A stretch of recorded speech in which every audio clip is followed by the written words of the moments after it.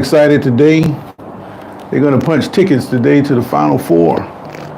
We started the Sweet 16 rounds off with all four number one seeds looking to make it to the Final Four. In general, most Final Fours don't consist of all top seeds, but what ended up happening is somebody gets knocked off. I've seen it where you had three, sometimes it'll be one, and then in the last 15, 20 years, you'll have it where a couple of times you saw all the top seeds make it to the final. But this particular year, we lost two number one seeds in consecutive days. North Carolina lost in thrilling fashion to Alabama the other night, 89-87. Hubert Davis doing a great job in North Carolina. Alabama was probably a little bit late. They were slated a year or two ago to be one of the top teams, but they found a way to lose. So most of these sports, they have the same usual suspects all the time. In football, you see the same teams. In basketball, you see the same teams. And then when you put it all together, you tend to have opportunities for basketball schools to knock off a football team or vice versa. And in this case right here, the football program, Alabama, was able to get by the basketball program, North Carolina. So that was the first number one seed to go. Last night, in heartbreaking fashion, we saw a team lose last night. When talking about Houston, who's also a number one seed, they got beaten. They lost by 3 points. They couldn't hit a three-point shot when they needed it. That was great extended defense by Duke in the end. But I think that when Houston lost their leader, the point guard, it changes things. When they were down by 3, they drove the lane, and the guy, he threw up a shot, and it was kind of like out of control a little bit, and he missed badly. And Duke got the rebound, but Houston ended up getting the ball back, and they had one last shot to hit a three-pointer, and everything was all out of order, and they didn't hit the shot. So Houston, like the whole history that I've seen Houston, they even if they make it to the championship game, things tend to happen to them. Last night, the star player went down. They lost to Duke. And then all the way back in the 80s, things happened to them in the NCAA tournament. Georgetown beat them in 84. But in 83, they were clearly the best team, and they lost to North Carolina State. North Carolina State went on that historic run in 83 where they weren't designated to make the tournament, but they won the ACC tournament, upsetting Ralph Sampson and Virginia. Virginia, they would see later on, and everything that had to happen for North Carolina State happened step by step by step, all the way till they got to the championship game against Houston. And by saying that fate plays a big part, I'm saying a whole lot. Take, for instance, the officiating in those games. During the documentary, when they were talking about the last dance or whatever we call it, when North Carolina State was doing that history recap and the players were talking about it, the guy said he had saw the game between Louisville and Houston and how wide open it was and how Drexler just jumped over a dude and dunked on him. So they didn't want that to happen to him, right? Well, he got himself into the same situation where it was about to happen to him.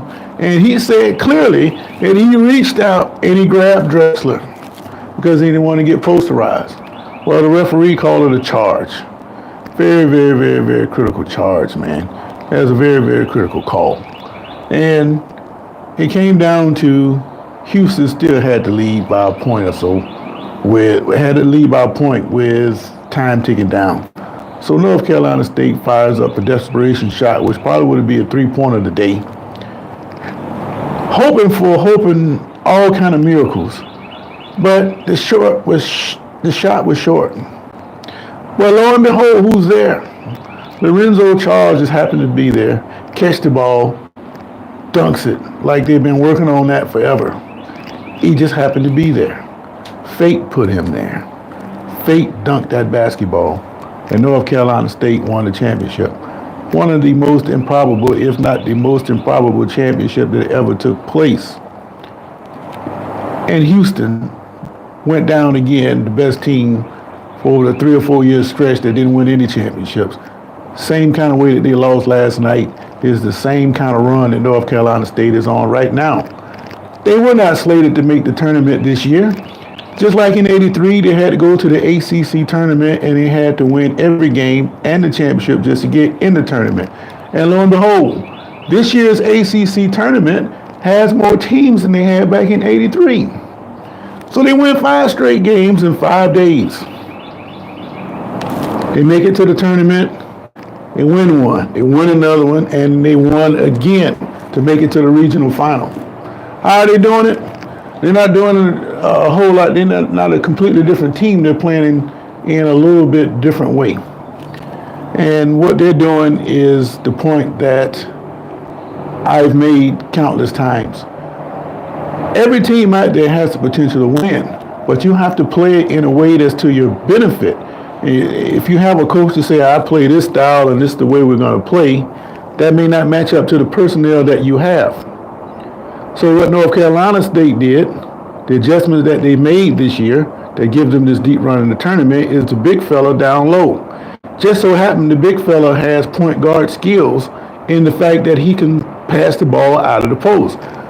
So if he's effective scoring the ball, you might have to double team him, right? Well, when the double team comes, he has the ability to whip it out to a wide open shooter. And they've been making the shots. What's also clear about DJ Burns, when you feed it down in the post and he's one-on-one, he still has the capacity to find a wide open shooter. So in essence, this guy is red hot.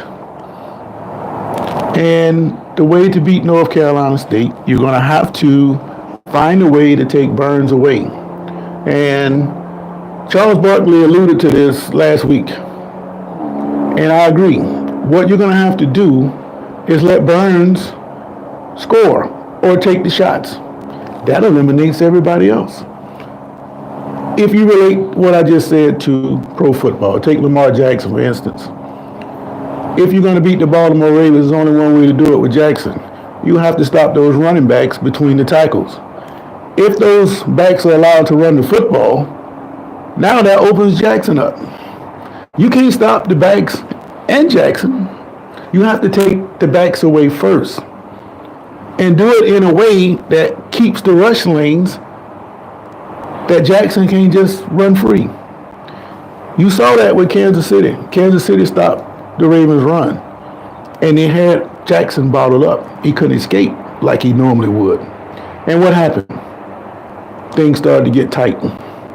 So now Jackson has to throw the ball. Jackson has not shown me, I don't know about you guys, but he has not shown me that when he has to stand in there and throw the ball, he can't do it. And when the Chiefs stopped that run, he couldn't escape. He starts to panic or tighten up a little bit. Case in point,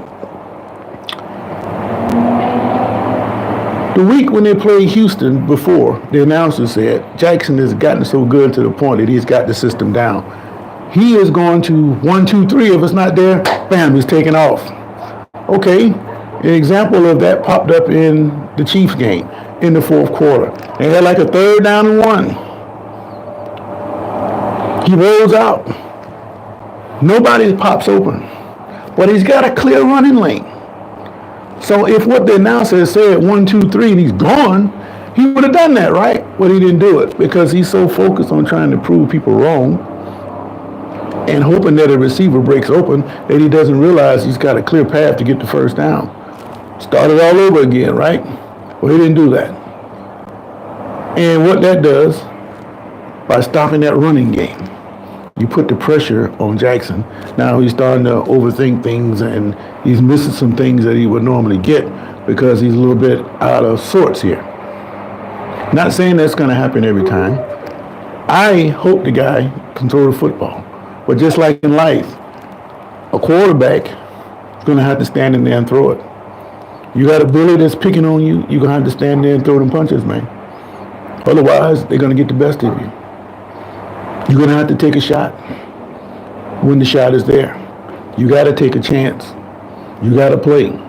And in quarterback play, You got to stand in there and throw it when it counts the most. And in that case, he didn't do it. But Burns, I think if you allow Burns an opportunity to score at will, let him get his. But eliminate the passing part of it, and then now you throw North Carolina State off. It's the same kind of thing that Caitlin Clark pulled last year against Raven Johnson. Pull off Raven Johnson. Raven Johnson froze. Didn't quite know what to do. I'm not saying that was the reason that they lost. That's just an example of changing your defense to affect certain players. It tends to work. But the proper response is the same thing that Derrick Rose did in the 2008 championship when Memphis played Kansas. Early in that second half, Bill Self pulled his guards off. Mario Chalmers, I don't know who the other guy was. Basically dared Rose to shoot the ball. My exact thought was, and I watch these games by myself because I want to see the game. I don't care about the pageantry and everybody's meet and greet and throwing a big party. I don't care nothing about none of that. I want to see the game. I said to myself, they just called, or Bill Self just called Derrick Rose a hoe. Rose recognized that, and he immediately raised up and shot a three-point right in Bill Self's eye. Next time they came down the court, Bill Self went back to his normal defense because Rose had proved the point. You're not going to do that to me the same way Caitlin Clark did Raven Johnson. That's not going to happen to me. The only thing missing in that exchange was Derrick Rose looking over at Bill Self and say, "What you got next?" That was the only thing missing from that exchange. And that's the way to handle a situation like that. If you're going to dare me to shoot a three and make it obvious to the whole world by pulling them all the way back to the foul line, oh, I got to kill you. And that's what Rose did. And I'm recalling all this stuff because I just dropped a video about the tragic history of things that have taken place, mainly the bridge collapses in St. Petersburg and Baltimore. And that tied everything together to me because 1980 was the year that I first started watching NCAAs and Final Fours, going back to Darrell Griffith, Dr. Duckenstein, when they knocked off UCLA 59-54 in Indianapolis. Not the Hoosier Dome, but Market Square Arena. Now, the next time they went to Indianapolis, I actually made it to the Final Four myself. That's the year that UNLV, Duke, North Carolina, Kansas. I just happened to be in the house for that one, and that was a great experience. But going back to 80 was the first time, and that is also the same year that the bridge collapsed in St. Petersburg. Now we have 2024, the bridge collapsed in Baltimore. Being that this is my 45th year watching the tournament, I just did a video on all the history that I've seen in the NCAA tournament from then to now. From a young age, a young point of view, not really knowing what you're watching, to understanding fully what's going on and tying everything together. Not only was I watching the men's Final Four, I watched the female Final Four and seeing how that's evolved. And I related that to what I saw those guys on the Pivot podcast talking about. And I can relate to some of the things they're talking about, not just from discovering ladies NCAA tournaments, but all the way back to when Kim Mulkey was playing with La Tech at the Scope for championships in Richmond, Virginia. Yes, that's where their Final Fours were, the Scope. Teresa Edwards, Jody Conrad of Texas. You got Cheryl Miller, all the way to the Meeks in Tennessee. The run that Connecticut made, the run that Stanford, and now you have the Baylors, LSUs, and of course South Carolina. I can go all the way back during this 45-year span and talk about all these things. So the video is called The Tragic History and the NCAA Tournament, and I just dropped that. So again, I'm looking forward to finding out who these first two teams are to punch their tickets to the Final Four. But like I said before, my pick to win it all is Purdue. I think Purdue is going to end up winning the championship. And I picked Purdue before the tournament started because Purdue, just like Virginia did when they lost to that 16 seed, as a number one, Purdue did the same thing last year. And after you lose like that, only thing left for you to do is to galvanize. There's really no more pressure on you. Just like UNLV had all the pressure to repeat in 91, when they lost to that Final Four I went to in Indianapolis. I think the pressure started to build on them. And I think the same thing is going to happen to UConn. The closer they get to the championship, the tighter they're going to become. And I think because of that, it's an opportunity for a team like a North Carolina State, a Cinderella, true Cinderella, and a really good Cinderella of sorts, Purdue, to slide in and win the championship. After all, UConn was a surprise entrant last year, right? Now it's time for somebody else. But if you notice, over these 45-year spans, it's always the usual suspects. Always the same teams that are competing for these championships. And I think that in the end, Purdue is going to cut down the net. If they don't, somebody's going to have to beat them. But for them to show up and get embarrassed, that's not going to happen. They got a big 7'4" center down there, and you can't just come in there any kind of way. And the way they're playing, and it would be a perfect match if they got it on with Connecticut, because Connecticut want to slow it down and you be in a slugfest, and they're not going to fall apart like these other teams are doing. So it's going to be a great game, the NCAA final, whoever gets there. But the first two teams are going to punch their ticket tonight. And like I said, I dropped that video of the tragic history in the NCAA tournament that recalls a lot of the same thing I just said on this short live, and all the things that has to do with my understanding of the Baltimore Bridge collapse in 24 with the St. Pete Skyway Bridge collapse in 1980. Got pictures on there. The thumbnail is from those collapses. So that's just my tie to history. So if you like what you see, subscribe, drop me a note, message. I'd be happy to go back and forth with you about anything sports related. Like I say, I'm looking forward to this Final Four this year. So this is Sports for Real. I am out.